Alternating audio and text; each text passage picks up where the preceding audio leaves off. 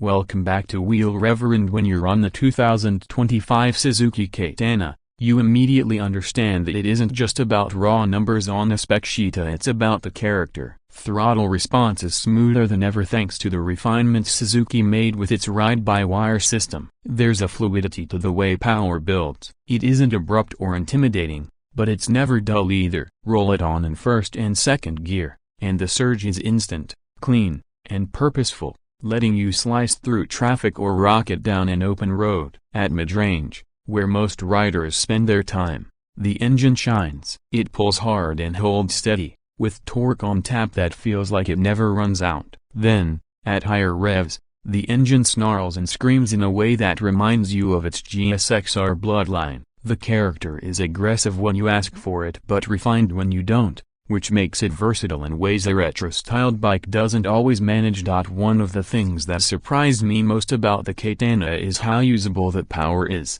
On paper, 150 horsepower can sound overwhelming, but Suzuki's electronic aids ensure it never feels out of control. Traction control in particular is an unsung hero. On dry tarmac, you barely notice it's working, but in the wet or when cornering hard on less than perfect roads, it quietly steps in to keep you planted. This isn't the kind of traction control that neuters the funa, it's the kind that gives you confidence to push further. Pair that with the quick shifter and you've got a bike that feels alive under you, yet never unruly. Upshifts are lightning fast, and clutchless downshifts are addictive, especially with that slipper clutch smoothing things out. Together, it creates a seamless riding rhythm that's just plain satisfying. Design-wise, the Katana is a piece of rolling art. Suzuki didn't just slap retro cues on a modern naked, they reimagined the original Katana silhouette with boldness. The square-cut headlight framed by a compact fairing pays homage to the 80s,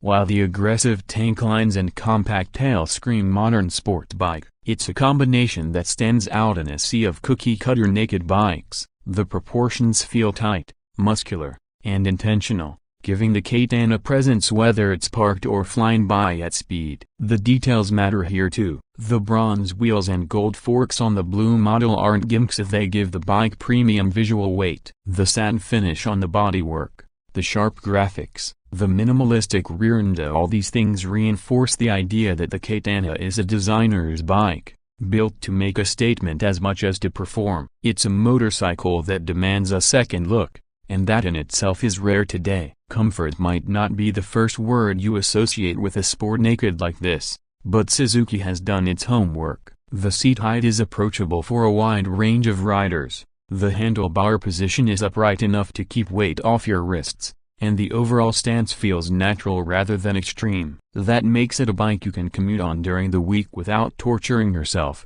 then unleash on the weekend for spirited riding. Suspension, handled by fully adjustable kib forks and a preload adjustable rear shock, strikes a solid balance between sporty stiffness and everyday compliance. It soaks up rougher surfaces without ever feeling wallowy, yet firms up nicely when you push harder in corners. Braking is equally confidence-inspiring, with Brembo radial calipers biting into twin discs up front. They deliver plenty of stopping power with predictable feedback, which is exactly what you want when managing a leader-class machine. The dashboard experience deserves a mention. While not as flashy as full-color TFT screens seen on some rivals, the Katana's LCD unit is crisp, easy to read, and styled uniquely for this bike. It feels like a deliberate choice to maintain a slightly retro-inspired aesthetic without compromising functionality. All the critical info is there at a glance, and navigating through riding modes or settings is straightforward. In an age where menus can feel overly complex,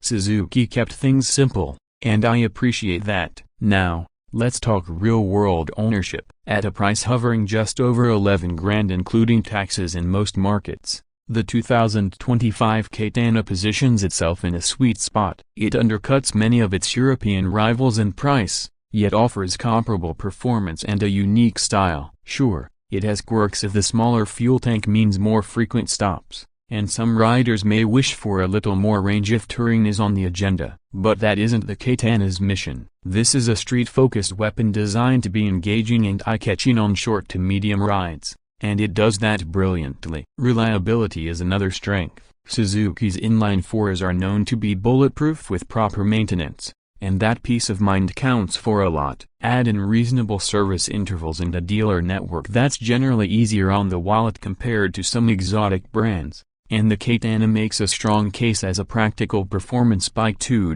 What seals the deal for me is the sense of identity the 2025 Katana has. Too many motorcycles today chase trends, blending into one another with similar silhouettes and features. The Katana doesn't. It's proud of its heritage while confidently stepping into the present. It appeals to riders who value individuality, who want a machine that stands out at bike nights and garners questions at every fuel stop. It's for the rider who wants something visceral but not unrefined, stylish but not impractical. You don't just buy a Katana, you buy into its story, its attitude, its presence. That, to me, is what makes it such an exciting addition to Suzuki's lineup in 2025.